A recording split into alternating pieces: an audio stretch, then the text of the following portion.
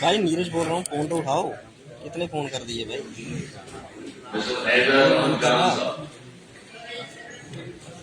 नहीं, बहुत है। ठीक है, क्वेश्चन और के बाद ठीक है,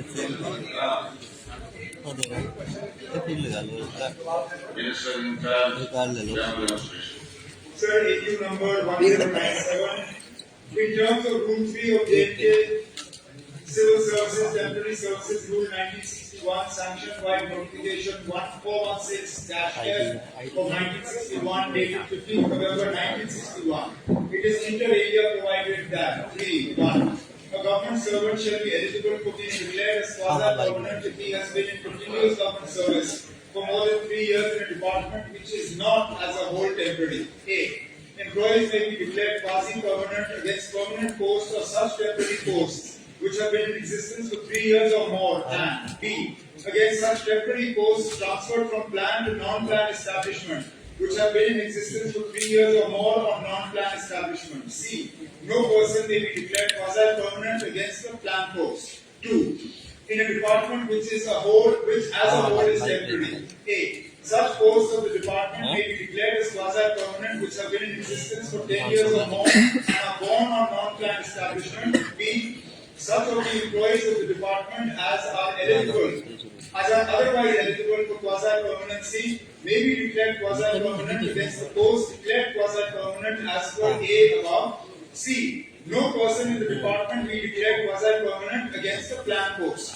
The operative rules do not provide for declaration of services of junior state KAS officers as quasi-permanent. Instead, the rules mentioned below mandate the confirmation of probation for probational junior scale JKAS officers, which is contingent upon passing the departmental exam.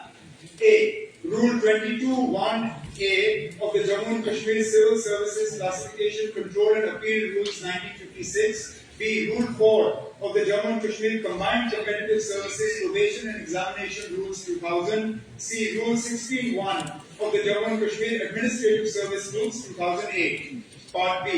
Rule 16 of SRO 386 mandates that probationers must pass the departmental examination within 2 years of their appointment for confirmation in service. The departmental examination of these officers could not be conducted due to the significant changes brought about by the Jammu and Kashmir Reorganization Act 2019. This act led to the reorganization of the erstwhile state of Jammu and Kashmir into 2 separate union territories, which required a comprehensive revision of the existing laws, statutes and regulations, including those governing the departmental examination. As a result, the syllabus for the examination had to be thoroughly revised to align with the new governance structure, administrative framework and updated legal provisions introduced in the Reorganization Act. In terms of Government Order number 1514 JK GAD of 2023 dated 30th/11/2023, a committee has been constituted to finalize the syllabus for the JKAS probationers departmental examination. Every effort is being made to expedite the finalization of the syllabus. Once the syllabus is approved, necessary steps for conducting the examination will be initiated without delay, ensuring that the probationers are assessed in accordance with the prescribed guidelines. The confirmation of probation for these officers, which is contingent upon the successful completion of the examination, will be processed promptly in line with the relevant service rules. ठीक है sir, chief minister ने reply जो दिया है मैं उससे मुतमीन हूँ। मेरी सिर्फ रिक्वेस्ट है ऑनरेबल चीफ मिनिस्टर साहब से कि ये बड़ा एक इशू है, 2018-19 का बैच है, उसके एग्जाम जो है काफी डिले हुए हैं। मैं चाहता था कि हाउस के नोटिस में ये आए और गवर्नमेंट के नोटिस में आए, खास करके जब स्टेट को यूनियन टेरिटरी में बदला गया, रियासत के अंदर और खासकर जम्मू कश्मीर के अंदर जो ऑफिसर्स हैं, सबसे ऊपर जो लोकल हमारा कैडर है उसमें ये केएस के ऑफिसर आते हैं, और लेकिन काफी देर से इनके एग्जाम नहीं हो। जैसे जवाब में भी आया 2023 में जो इसके लिए बनाया गया, लेकिन उसके बाद सिलेबस के लिए किया गया, उसके बाद 1 साल का डिले है। मैं ऑनरेबल चीफ मिनिस्टर साहब से यही गुजारिश करूंगा कि जल्द से जल्द जो है ये प्रोसेस हो, और ताकि जो हमारे बच्चे हैं उनको सर्विसेज कर रहे हैं। और स्टेट में सबसे ये अपनी जो हमारा लोकल है एलिट उसमें आता है, मेरी गुजारिश है कि इन सबको जल्द से जल्द जो है एग्जाम करके आगे किया जाए, ताकि ऐसा भी कई जगह पे ऐसा जो इनसे जूनियर है वो इनसे प्रमोट हो रहे हो। और स्पीकर साहब जो ऑनरेबल एमएलए साहब ने बात की वो दुरुस्त है। हम भी चाहते हैं कि ये प्रोसेस कंप्लीट हो जाए। हुकूमत बनने के बाद हमने आहिस्ता आहिस्ता उन सब चीजों को हाथ में लेना शुरू किया है जो थोड़ी देर से डिले होते आए हैं।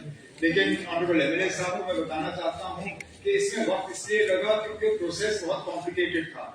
साल 2000 के बाद पहली मर्तबा जो है सिलेबस रिवाइज हो रहा है, मतलब 25 साल के बाद।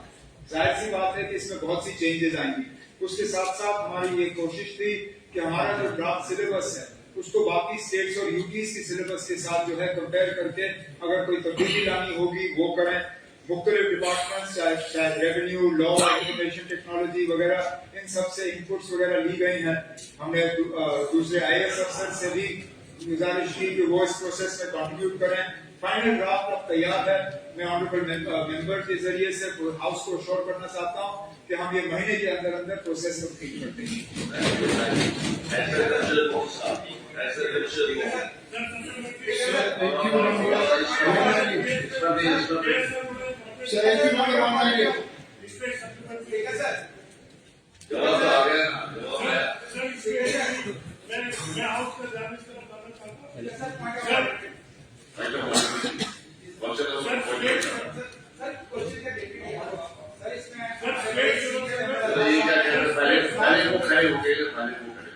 स्टेट सिविल सर्विस जो है एडमिनिस्ट्रेशन की 2008 में उमर साहब की सरबराही में जो हुकूमत हुई उसमें एक कोड ऑफ एक्ट हुआ था, डायरेक्ट रिक्रूट और फीडिंग सर्विसेज का 2016 में पीडीपी बीजेपी गवर्नमेंट ने करके वो कोटा 50-50 कर दिया, जिससे इंजस्टिस हो गया।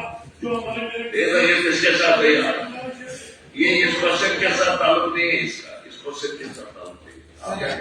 सर जब हम खड़े होते हैं इस हाउस के लिए कुछ कंट्रीब्यूट करना बताइए। मेरे बड़े ही सीनियर और मेरे कुलीग इजाज साहब ने क्वेश्चन लगाया है केएस ऑफिसर, तो मैं रिकॉर्ड में बोला भी इन्होंने, और हालांकि सीएम साहब ने बिल्कुल ठीक जवाब दिया है, JKS बोला।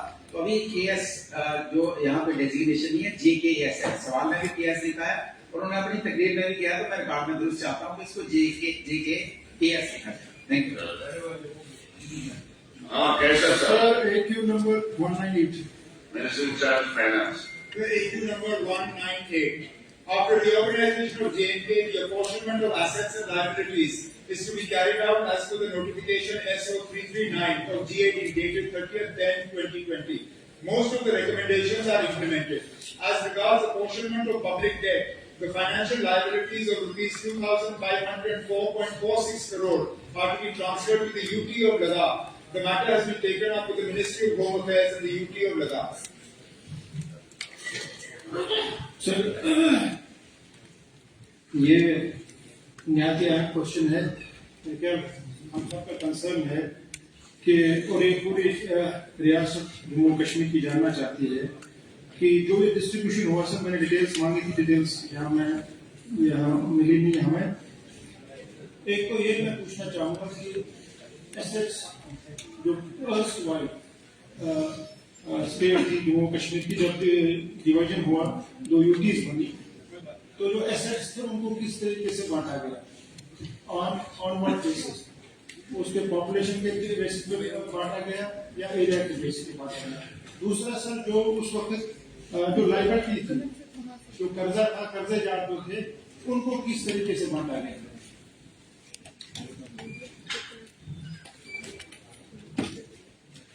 तो रिऑर्गेनाइजेशन के बाद एक कमेटी तश्कील की गई थी, उन्हें ये जिम्मेदारी दी गई थी कि वो ये बांटने का काम जो है उसको हाथ में लें, और कोशिश ये की गई थी कि एक ट्रांसपेरेंट और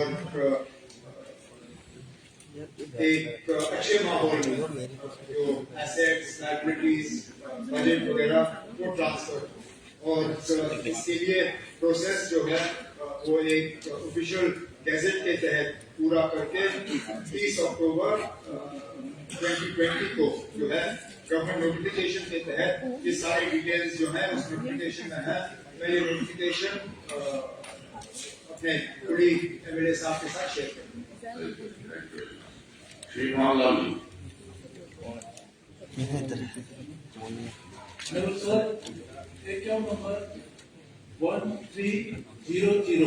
Yes, Child Youth Service and Sport.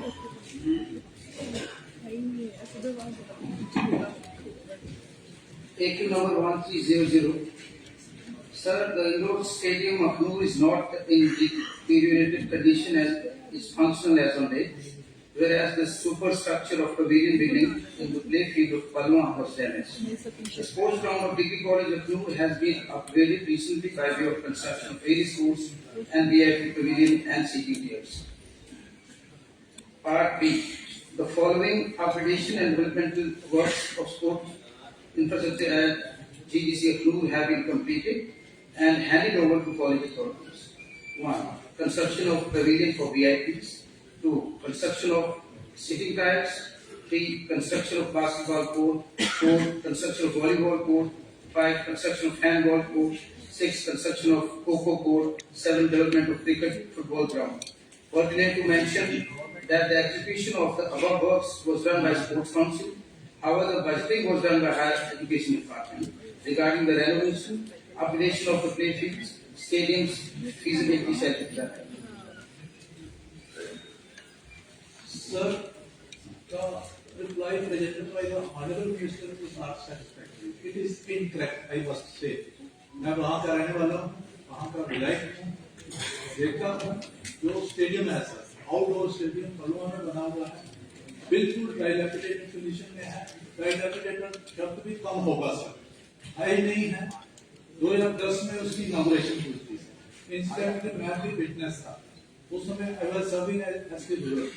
Honourable minister के स्वर्गीय पिताजी आदरणीय श्री मदन लाल शर्मा जी उस समय उन्होंने इनॉग्रेशन की थी। हमारे एक और मेंबर ऑनरेबल मेंबर यहाँ पे प्रेजेंट है श्री श्यामलाल शर्मा जी, वे भी मिनिस्टर थे और उस समय के स्पोर्ट्स मिनिस्टर RS थिप थे।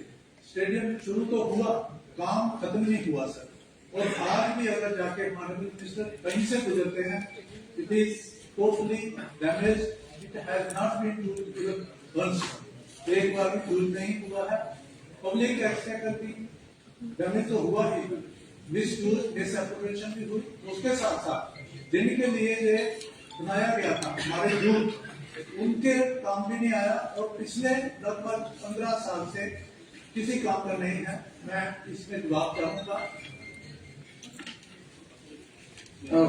बहुत ही अच्छा सवाल विधायक जी का।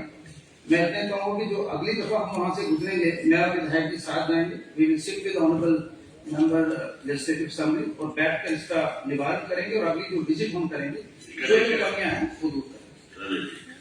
Doctor Bharat Bhushan ji. I want inquiry. This is misuse of public money and misuse of time also. मुझे इंक्वायरी चाहिए इसमें sir. I want inquiry.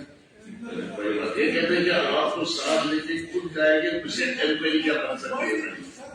Minister साहब और एमएलए साहब, आप सुन लीजिए मेरी बात। मैं कहता हूँ कि आपसे बैठकर कौन इंक्वायरी करेगा? मिनिस्टर साहब ने ऑफर किया है, आप सुनिए एमएलए साहब आप सुन लीजिए मेरी बात।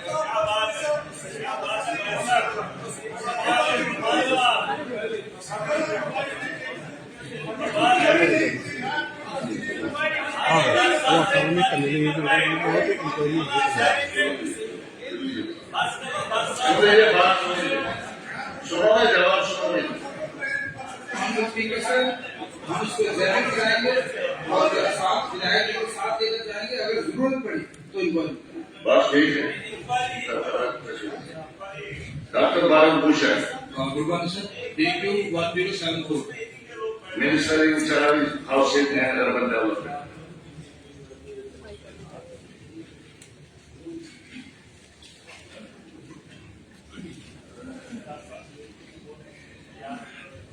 Sir, AQ number 1074. Total number of Safai Karmcharis working in various ULBs of Jammu and Kashmir 7,353 numbers. B. Yes, out of total 7,353 number of Safai Karmcharis, many have completed more than 10 to 15 years of service and many are already working on permanent position. Only few are working as casual labor. Safai Karmcharis, government has always adopted pro-labor policy within the ambit of law. The policy of regularization is under review in view of the Honorable Supreme Court judgment in state of Karnataka versus Uma Devi, where the Honorable Supreme Court has laid down that any policy of regularization to executive orders, statutory orders and legislative orders and enactments is violation of Article 14, 15 and 16 of Constitution of India. Under Namaste scheme, various proactive items have been provided to sanction sanitation workers with the PPE kits, gum boots, gloves, masks, etc. Hello sir, जो minister साहिबा ने बताया number, ये ministry of housing and urban affairs की जो new guidelines है उसके मुताबिक 250% पे एक सफाई कर्मचारी होना चाहिए। उसके मुताबिक क्या गवर्नमेंट उस पर करने जा रही है? जो गवर्नमेंट सेंट्रल गवर्नमेंट की गाइडलाइन है उसको इम्प्लीमेंट करेगी। और मैंने पूछा था कि परमानेंट कितने, परमानेंट इन्होंने कहा कि मैक्सिमम परमानेंट ऐसा नहीं है। मेरे पास 3 आपको लोकल गाड़ी में कठुआ डिस्ट्रिक्ट की बात करूंगा, लखनपुर, कठुआ और नगरी, 3 म्यूनिसिपल बॉडी में 60% पोस्टें खाली। और उसके साथ मैंने कहा था कि फैमिली के वेलफेयर के लिए क्या किया, तो ये जो काम कर रहे हैं उनके लिए मैं काफी जोर पेश देते हैं, लेकिन उनकी फैमिली के वेलफेयर के लिए क्या है, वो इतना काम हमारा साफ सफाई का करते हैं वो कोई नहीं कर पाता और उनको हम मिनिमम वेजेज नहीं देते हैं। बहुत शर्म की बात है। इसके लिए गवर्नमेंट क्या करने जा रही है?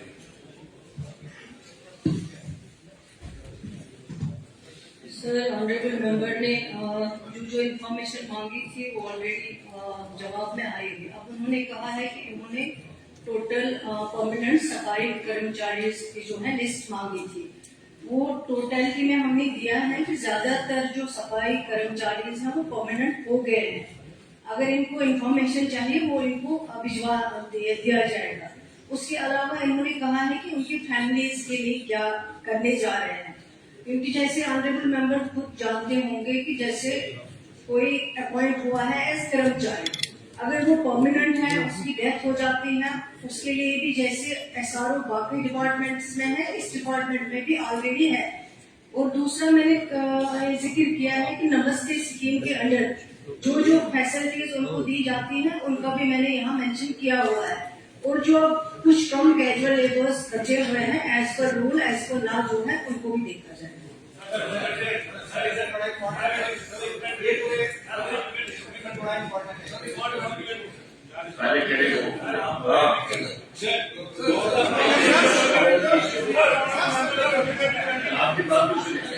आपकी बात सुनेंगे, इसको सुनूंगा, आपके भी सुनूंगा, सुनूंगा मैं, आप बैठो मैं सुनूंगा।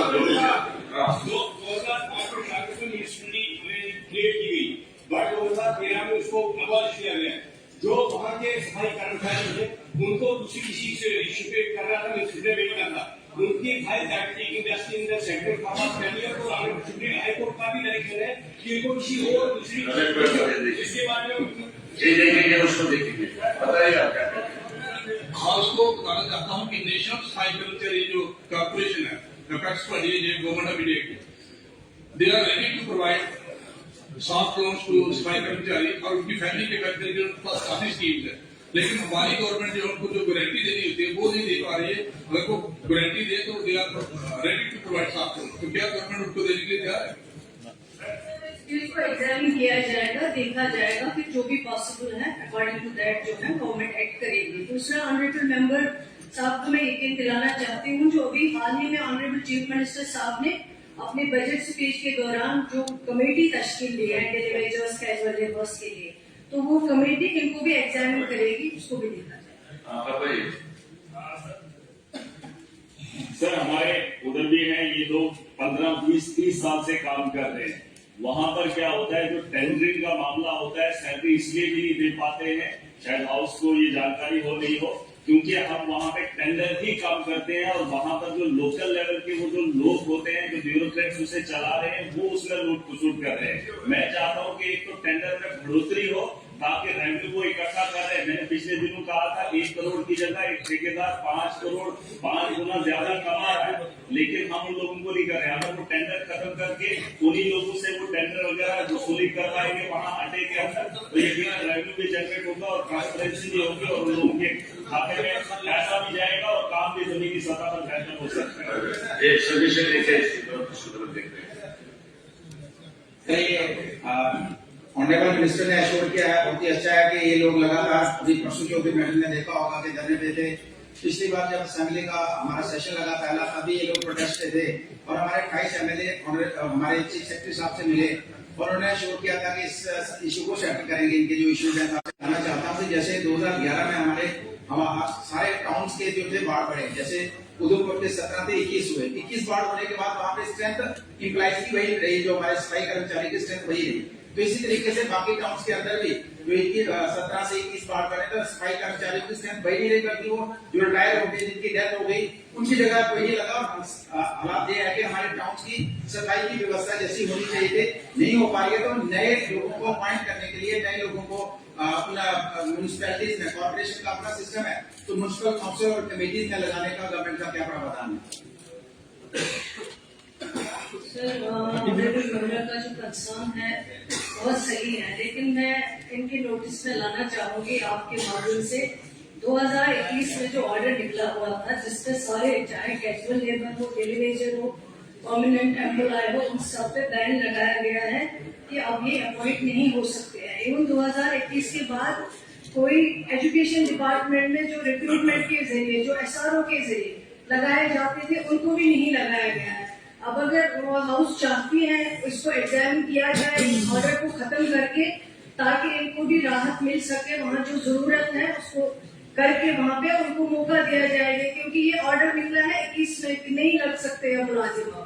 तो गवर्नमेंट इंशाल्लाह देखिएगी क्या पॉसिबिलिटी हो सकती है, एग्जामिन करेगी जरूर।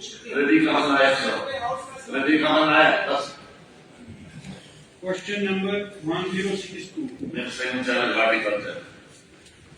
Sir, take me number 1064. The transfer of land for establishment of fruit and vegetable mandi at Nautali, Lal Constituency is under process with revenue department. कौन छेड़ रहा है इधर? इधर कौन छेड़ रहा है? साहब ये मंडी 2-4 साल से माफी हुई, इसकी हालत खराब ना होगा। वहाँ पे जैसे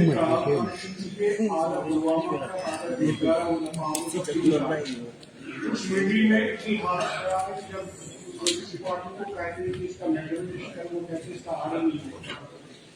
इस सिलसिले में जब मैं इलेक्शन जीता तो मैं जनरल गया रेवेन्यू डिपार्टमेंट के साथ इसका रेट ऑफ मेंटेनेंस, वो कहते हैं हमने काफी पेड है रेवेन्यू डिपार्टमेंट में जितनी का डिटेल थी, लेकिन 1 साल से कागज वहाँ रेवेन्यू डिपार्टमेंट बड़ी कहती है इसका ट्रांसफर लैंड जल्दी हो, ताकि इसकी तरक्की के लिए क्या हो, जो वो फटे होंगे अब वहाँ ट्रैक्टर वाले होते हैं, ट्रक अंदर नहीं जा सकते, उसका तेल हेडफोन जाकर उसको नुकसान होता है।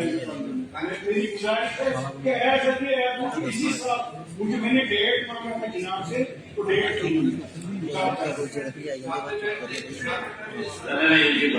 आप कुछ बताना चाहते हैं? बेसिकली सर जो ये फ्रूट एंड वेजिटेबल मंडी काल की जो है सर, बेसिकली 2020 में इसको ऑक्यूपाई किया गया।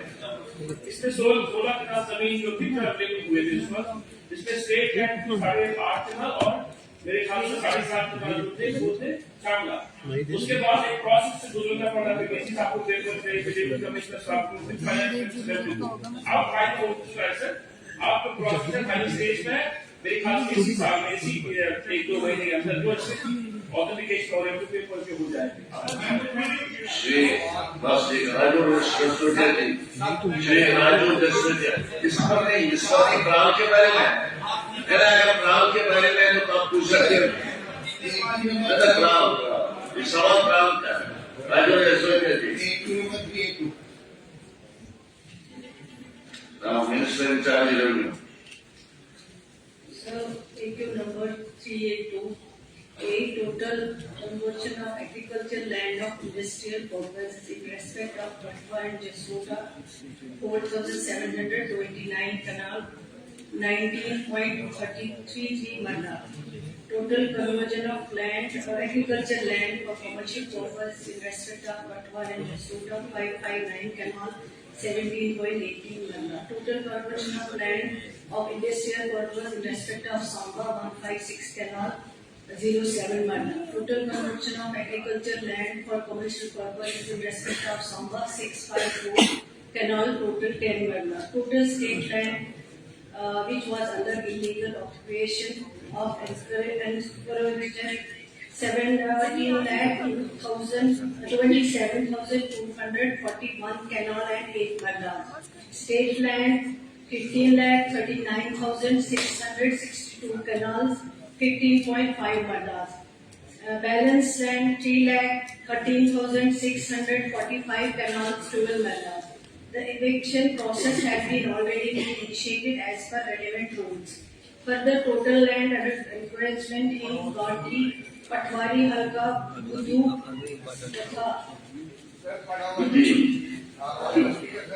second Patwari, Halka, Nandan, 40 kilometer to 10 meter. Canal, Patwari, Halka, 4 lane 52 to 0.8 m. Total 157 k to 0.8 m. Thali, Patwari, Halka, Darak, Bajwal, 0 k to 0 m. Patwari, Halka, Darak, Manjal, 7 k to 00 m. Total 70 k to 00 m. Approximately C. No state land is encouraged in village of Bani. Samba 59 k to 12 m is under illegal occupation of encouragements. 3,13,645 canals and 12 marlas, 18,049.6 crores. The Revenue Department has given transfer land, state land to any private individuals or setting up industrial estates. However, on the basis of incentives placed by Industrial and Commerce Department, land Beijing 12260 canal 3 Marda has been transferred to Industries and Commerce Department in various districts during the last 2 years.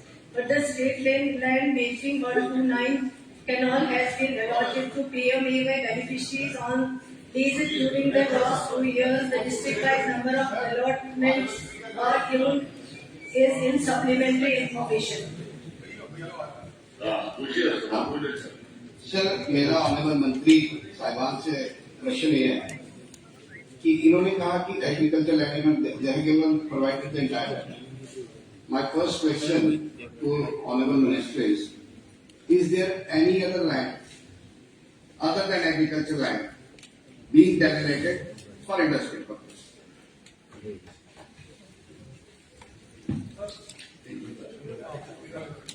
वो जो आपने पूछा था उसका हमने जवाब दिया. आप पूछ रहे हैं कि इसके अलावा अगर कोई और जमीन है, वो मुझे इंफॉर्मेशन नहीं है, वो इंफॉर्मेशन आपको फराहम की जाएगी. स्पीकर सर, क्योंकि it is a matter of change of land use. जब डेलिनेशन हो गई उसका लैंड यूज चेंज होगी, तो इसके अलावा भी और बड़ा सारा लैंड. माय अनदर सप्लीमेंट, इसमें द गवर्नमेंट हैज एडमिटेड कि इंक्रोच लैंड कितना है. 17 लाख आपने एक बताया, 15 आपने कहा रिट्रीट करने वाला, 3,13,000 समथिंग कनाल्स ऑफ लैंड रहता है. विच स्पेसिफिक रेफरेंस टू घाटी का आपने रेफरेंस दिया है, बागखड़ी का आपने रेफरेंस दिया है. मेरा प्रश्न है वेरी इंपॉर्टेंट, मैं बड़े दिनों से कह रहा हूं कि देयर इज एन एक्सेस, क्योंकि इंक्रोचमेंट को लेकर सवाल है और आपने एडमिट किया है कि इतनी लैंड रिट्रीव होने को बाकी रहती है. और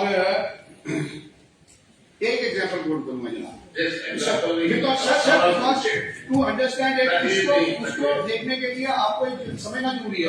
sir I take 2 minutes only, not more than that. No. Sir 2 minutes। Sir एक आदमी सर मैं I come to the question, मैं सर पूछ रहा हूँ। एक आदमी CLU कराता है 2022 करा लेता है CLU, फिर उसके बाद क्या करता है? आपका इंडस्ट्री डिपार्टमेंट लिखता है इसको तहसीलदार कि फलाने का ही शुड हैव रिटन व्हाट, तहसीलदार को कहना चाहिए for further expansion of industrial land में को खसरा नंबर आइडेंटिफाई करके, इंडस्ट्री डिपार्टमेंट खसरा नंबर आइडेंटिफाई करके कि दीज आर खसरा number for your reference for the reference of the house. वो कहता है मेरठ में 407 खसरा नंबर, कलन में 103, 107, 214, नंदन में 440, 442, 71, 89, 15 में 89, 8, 9, 60।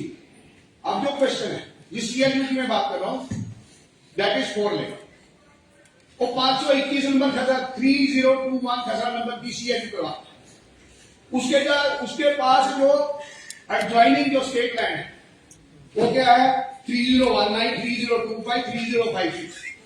उस CLU की आड़ में गवर्नमेंट की जब चिट्ठी जाती है लोग कहते हैं कि खाली का तो लोग सर सवाल है एक आदमी को आप खाली कराते हो लेकिन और दूसरे आदमी को आप इंक्रोच करने का इंटेलिजेंस देते हो।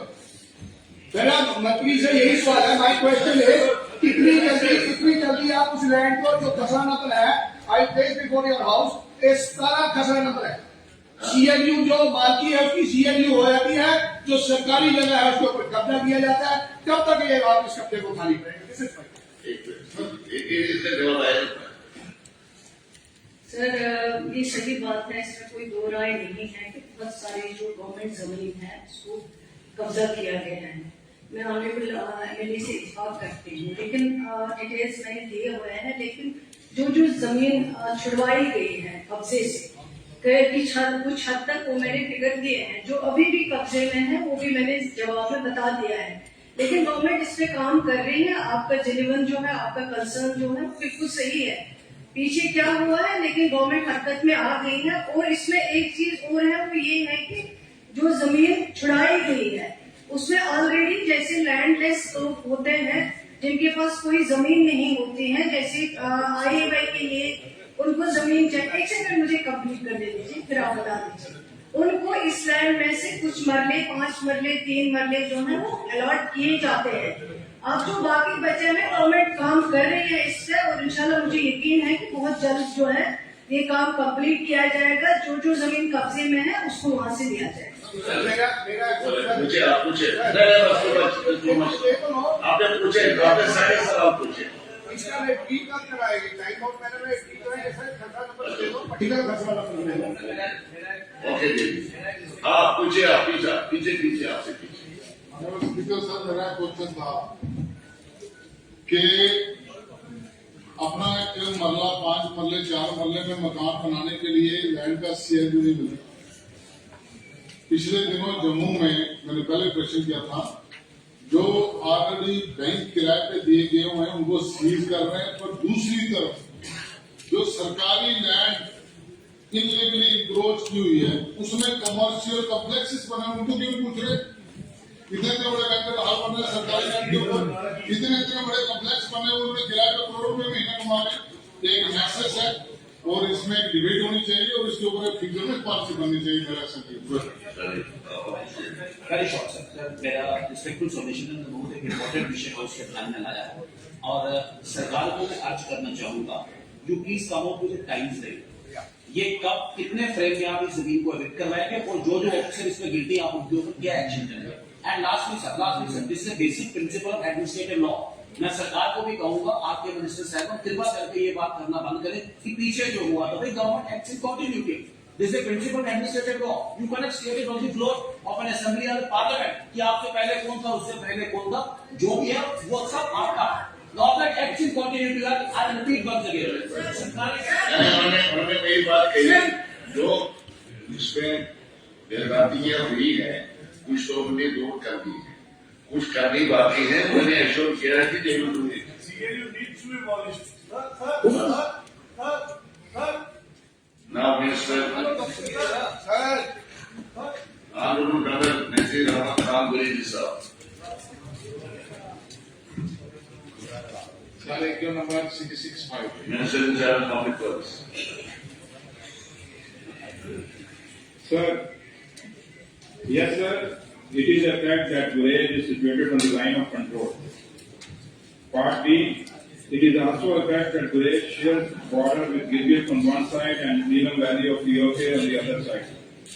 Part C, Gurej holds significant strategic importance due to geographical location and proximity to the LOC.